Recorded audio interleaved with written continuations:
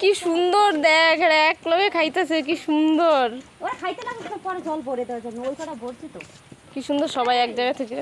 প্রথম তো দেখো না হগল দিও না, তাও মানে এক দিক গেছে এক লগে তোমার সব। আরে আঙ্গ বাসায় ভিডিও করলাম, দেখুন কি হয়।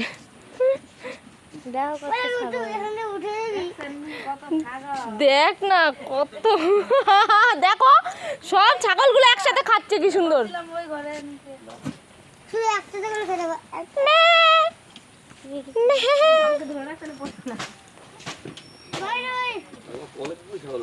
দেখো না সবাই কি সুন্দর একসাথে খাচ্ছে। বাচ্চাগুলি বড় হয়েছে, বড়গুলো তো বিক্রি করে দিচ্ছে। সব কয়টা খাসি, কার কার লাগবে আমার সাথে কন্টাক্ট করো, কার কার লাগবে। বেশি না, জলের দামে দিয়ে দেবো। কে কে নেবে জলের দামে, জলের দামে। 10 টাকা পিস।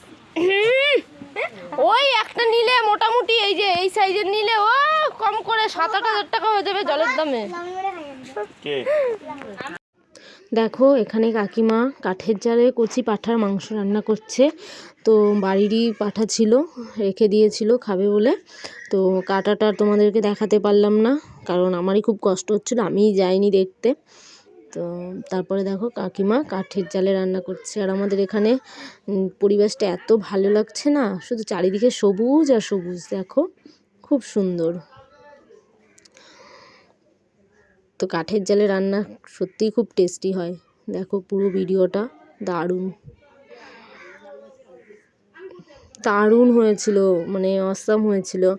এটা ছিল মানে 2 দিন আগের ভিডিও, আমরা গেছিলাম আমার বাবার বাড়িতে। বন্ধুরা আজকের মেনু পাঁঠার মাংস কাঠের জালে।